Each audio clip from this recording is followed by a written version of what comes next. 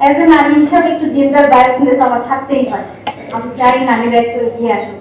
তো আমি চাই এইভাবে আপনারা এগিয়ে আসেন, নারীরা বেশি এগিয়ে আসেন, কারণ আমাদের জনসংখ্যার প্রায় অর্ধেক নারী।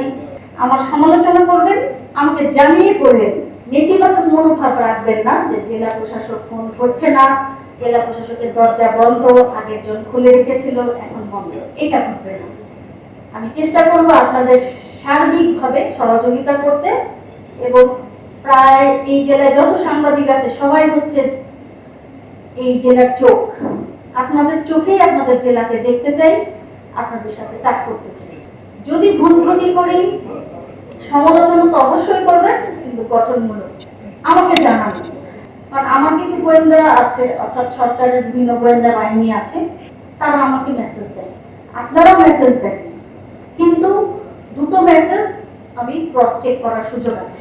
সো কেউ কিছু বললো বা আপনারা আমাকে বিভ্রান্ত করার যদি কেউ চেষ্টাও করেন, সেটাও সম্ভব হবে না, কারণ আমার কাছে আরো অনেক জায়গা থেকে মেসেজ আসে। একইভাবে সরকারের যে সকল সুযোগ সুবিধা জেলা প্রশাসকের হাতে দেয়া আছে, সেটি আমি চেষ্টা করব আইন, পরিপত্র, বিধিবিধান সেগুলোকে মেনটেন করে সেই কাজগুলোর সমাধান করব। অ্যাজ এ নারী হিসাবে একটু জেন্ডার বায়াসনেস আমার থাকতেই হয়।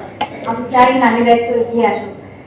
ইতিমধ্যে আপনাদের বারে বারে সবাই বলছেন একজন নারী সাংবাদিক 3-4 বার অ্যাটেম্প নেওয়ার পরেও সুযোগ পাচ্ছিলেন না, তো এটি আমার দৃষ্টি আকর্ষণ করেছে।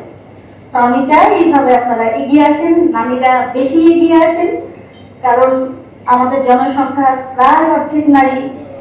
আপনারা যদি অ্যাক্টিভ না থাকেন তাহলে সে ব্যালেন্স হবে না। বাংলাদেশের 64 জেলার মধ্যে 1/3 জেলায় কিন্তু নারী জেলা প্রশাসক এখন কাজ করছে। আমার সমালোচনা করবেন, আমাকে জানিয়ে করবেন, আপনাদের বোনের মতো আমি আশা করছি ইজ্জতের সাথে আপনারা আমাকে বিদায় দিবেন এই জেলা থেকে। যেভাবে আমি ঢুকেছি সুখকর হয়নি। আসামাত্র 4টি হত্যা মামলার ঘটনা ঘটেছে, আইন শৃঙ্খলার অবনতি আমি কাছ থেকে দেখেছি। পুলিশ বিভাগের সাথে, গোয়েন্দা বিভাগের সাথে কাজ করছি। ইনশাআল্লাহ এটাও খুব ভালো একটি সমাধানে একটি ন্যায় বিচার প্রতিষ্ঠা হবে।